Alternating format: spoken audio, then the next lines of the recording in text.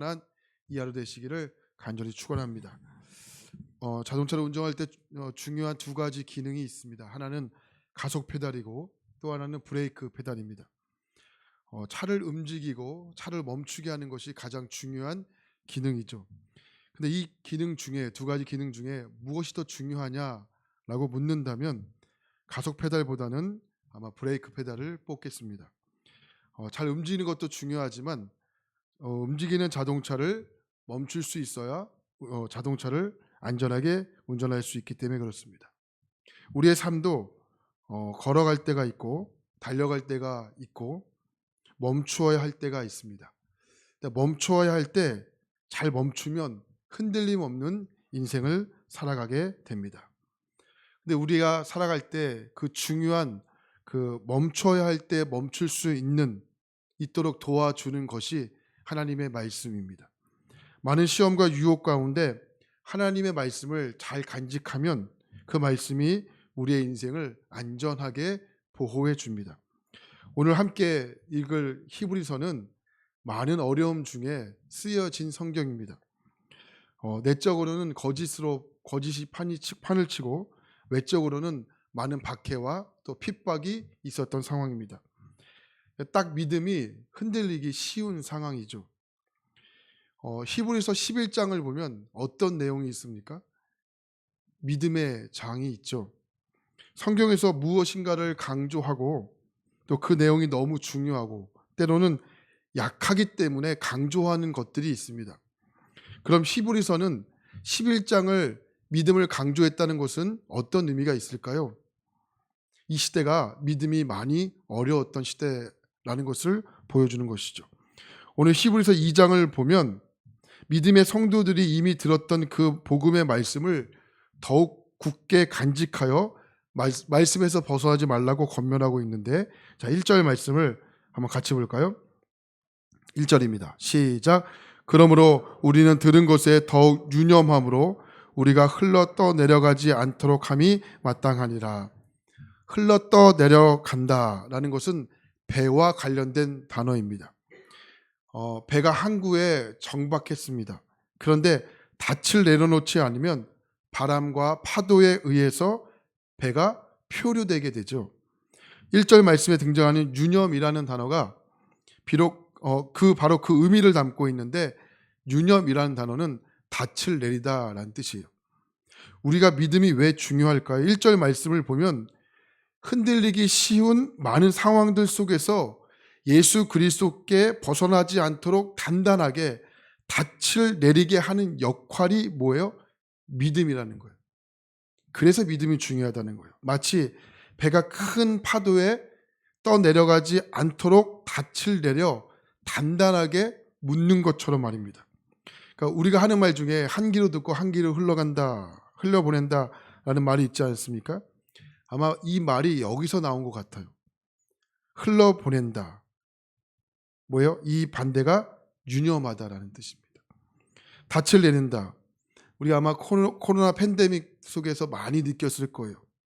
믿음의 닻을 견고하게 내리지 못하고 깊숙하게 내리지 못하면 끈으로만 헐겁게 묶으면 죄송하지만 많이 떠내려갔습니다. 그러나 믿음의 닻을 깊게 유념했던 분들은 오히려 믿음이 더 강해졌고 견고해졌고 강력해졌습니다. 그래서 오늘 말씀 1절에 주님이 말씀하시는 거예요. 우리가 들은 것에 더욱 유념하여 떠내려가지 않도록 함이 마땅하다. 이렇게 말하죠. 그러면서 2절 말씀을 보니까 이렇게 말해요. 천사들을 통하여 하신 말씀이 견고하게 되어 모든 범죄함과 순종하지 아니함이 공정한 보응을 받았거늘 우리가 이같이 큰 구원을 등한시 여기면 어찌 그 보응을 피하리요. 그 구원은 처음에 주로 말씀하신 바요 들은 자들이 우리에게 확증한 바다. 이렇게 말하죠. 2절 말씀에서 천사들을 통하여 말씀한 표현이 등장해요. 이 표현은 하나님께서 주신 율법을 말씀하는 겁니다. 이것과 비슷한 말씀이 갈라디아 3장 19절 말씀에 등장하는데, 갈라디아 3장 19절 말씀을 화면에 보시고 한번 같이 좀 보겠습니다. 자, 시작. 그런즉 율법은 무엇이냐? 범법함으로 더하여진 것이라. 천사들을 통하여 한 중보자의 손으로 베푸신 것인데 약속하신 자손이 오시기까지 있을 것이다.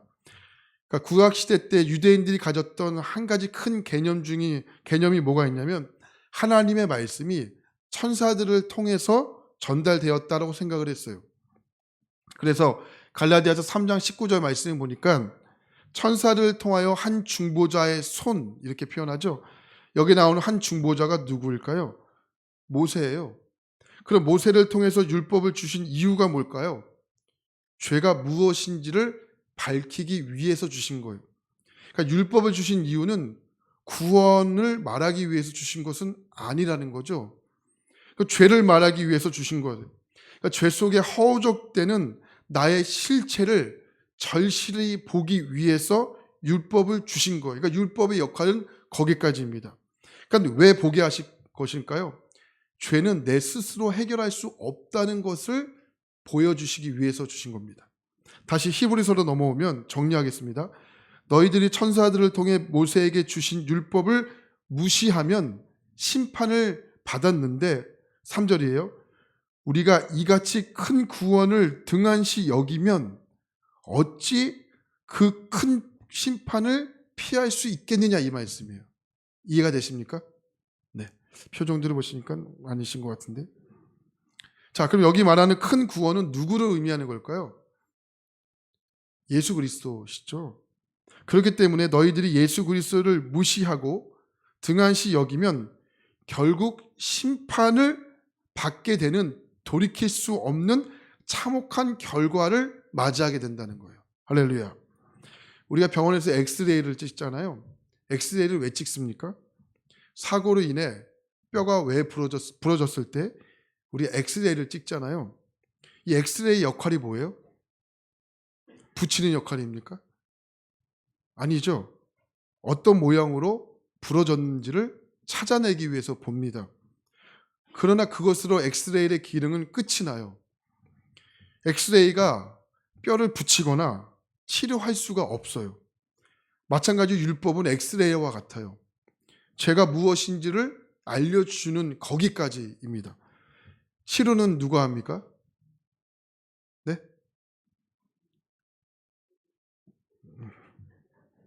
그럼 죄는 누가 치료합니까? 네, 예수 그리스도시죠. 그래서 예수 그리스도께로 나가면 죄가 치료받고 낫게 되는 겁니다. 오늘 말씀 1절과 4절까지는 이것을 말씀하고 있는 겁니다. 배가 표류하듯 너희들의 믿음이 흘러내려가지 않도록 믿음을 유념하여 단단하게 붙들어 매라. 누구에게 그 믿음을 붙들어 매라는 거예요? 예수 그리스도께 붙들어 매라. 그리고 5절부터 보면 이 당시 유대인들은 천사들을 매우 높게 생각했습니다. 그래서 천사가 높은지 아니면 인간의 몸을 입고 오셨던 예수님이 높은지 이들 사이에는 큰 논쟁이 벌어졌어요. 그래서 히브리서는 그 이유를 정확하게 설명하기 위해서 기록된 성경인데 그 대답을 이렇게 하고 있습니다. 잠시 동안 예수님을 천사보다 낮추셨다 표현하는 거예요. 잠시 동안입니다. 그 낮추신 이유가 뭡니까?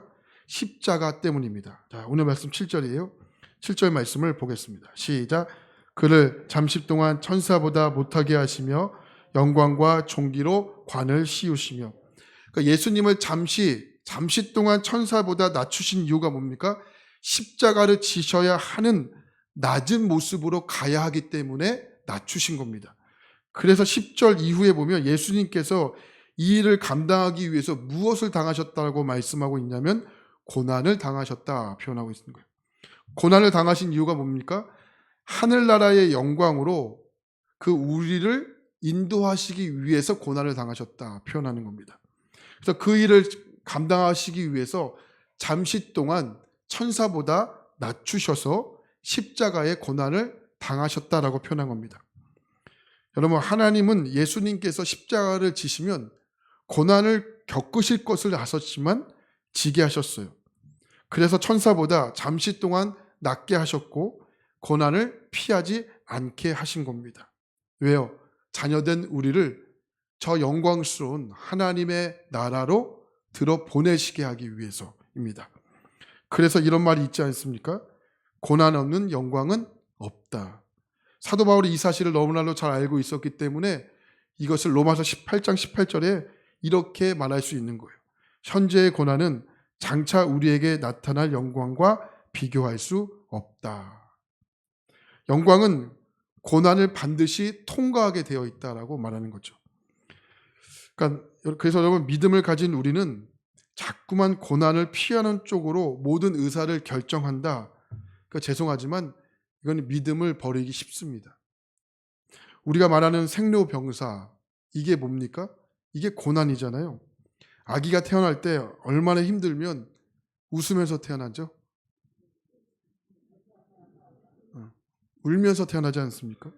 나이가 들어도 힘들어요. 걷기도 힘들다고 하고 앉기도 힘들다고 하고 병이 생기면 더 힘들죠. 생로병사가 다 고난이잖아요. 그래서 인생은 고난인데 고난을 이기는 방법은 의외로 간단하죠. 고난을 나의 일상의 한 부분으로 그냥 받아들이는 것을 이상하게 여기시면, 이상하게 여기지 않는 것이 고난을 이기는 간단한 방법인 거죠. 그래서 고난 없이 품자가 나오기가 어려워요. 명품, 성품. 이게요, 다 고난 속에 이루어지는 겁니다. 예수님께서도 그것을 아셨기 때문에 알면서도 고난의 길을 걸어가셨어요. 우리 예수님의 고난을 생각했을 때 가장 먼저 생각하는 고난이 뭐죠? 십자가의 고난이잖아요. 근데 그것보다 먼저 예수님께서 당하신 고난이 있어요. 그것은 뭐냐면 예수님께서 십자가를 지시기 위해 인간의 수준으로 내려오신 것이 더 큰 고난이셨어요. 십자가를 진 것보다 더 수치스러운 고난이셨다고요. 빌립보서 2장 6절과 7절 말씀 보면 그는 근본 하나님의 본체시나 하나님과 동등됨으로 취할 것으로 여기지 아니하시고 오히려 자기를 비워 종의 형체를 가지사 사람들과 같이 재셨고, 이게 십자가의 고난보다 더 큰 고난이었다고요. 수치스러운 고난. 높은 자리를 비우시고 여러분 낮은 자리로 오셨어요. 사람의 모습으로 이 땅에 오시고 종과 같이 역임을 받으셨어요. 그러니까 예수님에게는 인간과 같이 되는 것이 고난이셨습니다. 그러나 예수님은 그 고난의 길을 걸으셨죠. 왜요? 그 길을 걸으셔야 인간을 구원하기 위해서, 인간의 삶을 외면하지 않기 위해서. 그래서 고난인 것을 아셨지만 그 길을 걸어가신 겁니다. 우리는 이런 엄청난 은혜를 받았습니다. 우리에게 있어 힘든 것 중에 하나가 뭐냐면 누구와 같아지는 거예요. 누구와 같아지는 거. 죄송하지만 우리가 어려운 나라에 가서 그 선교를 돕거나 선교를 가는 것은, 죄송하지만 섬긴다는 것은 그렇게 어렵지 않게 할 수는 있어요. 왜요? 어렵지 않게 느끼기 때문에. 또 반대로 우리보다 지위가 높은 사람들을 섬기는 것도 어렵진 않아요. 근데 어려운 게 뭐냐면 나와 같은 누군가를 섬기는 것은 굉장히 어렵습니다. 이게 고난이잖아요. 근데 예수님은요, 예수님과 같은 수준의 길을 걸은 것이 아니고, 아시죠? 완전하게 낮추신 거예요. 기신 거예요. 요즘에 죄송하지만 이해하고 들으십시오. 개를 좋아하시는 분들이 많잖아요. 저는 개를 무서워해요. 그래서 개를 보고 아유 새끼 이렇게 이야기하잖아요. 그죠? 너무 이뻐하니까. 그런데 개를 이뻐한다고 그 개의 주인할 때 개 새끼 이렇게 부르면 큰일 나죠. 그게 뭐예요? 내가 개가 된다는 거잖아요. 그러니까 내가 개를 좋아해서 개를 사랑하는 것과 내가 개가 되는 것은 다른 거죠. 그러니까 예수님께서는 인간 새끼가 되신 거예요. 이해되십니까? 이거는 받아들일 수 없는 건데 고난을 아시면서 예수님께서는 거기까지 내려가셨다고요. 여러분, 우리는 이 엄청난 은혜를 받았습니다. 그럼 어떻게 살아가야 될까요? 누군가를 무시하지 않고 같아지면 되는 거예요.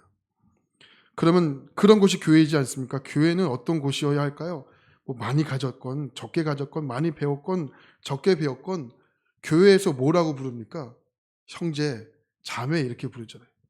여러분 같은 형제 자매를 무시합니까? 그래서 교회를 다니는 우리가 변화되지 않으면 힘든 이유가 여기 있어요. 은혜를 받으면 같아지는데 은혜를 받지 못하면 같아지지 못하기 때문에 그래요. 주 안에서 한 가족인데 우리는 본래 인간은 상대방을 무시하고 싶은 습성들이 있습니다. 그래서 교회는요, 내가 상대방이 아니에요. 너가가 아니에요. 내가 변하지 않으면 그래서 힘든 거예요. 왜요? 우리는 상대방을 무시하려는 못된 습성이 있기 때문에. 그래서 내가 변화되지 않으면 힘든 이유가 여기 있어요. 그래서 교회가 힘든 것을 다른 것을 찾지 마세요. 내가 변하지 않으면 힘든 거예요. 왜요? 같아질 수가 없기 때문에.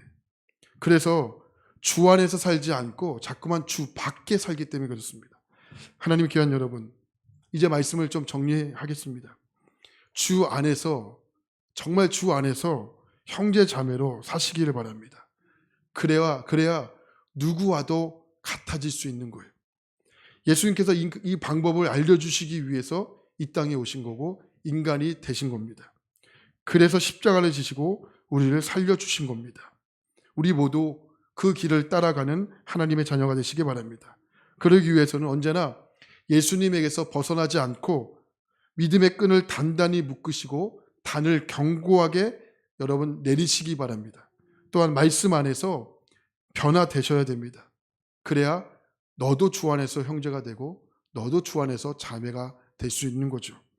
이것이 바로 믿음으로 살아가기 위해서 오늘도 이 새벽에 나와 여러분들이 기도해야 할 중요한 기도 제목인 거고 우리가 하나님 앞에 변화받아야 할 중요한 사명인 겁니다. 오늘 이것을 위해서 이 새벽 기도하시고 하나님 내가 변화되기 원하고 내가 주님 안에서 변화되기를 결단하는 이 아침 되기를 주의 이름으로 축원합니다. 하나님 고맙습니다.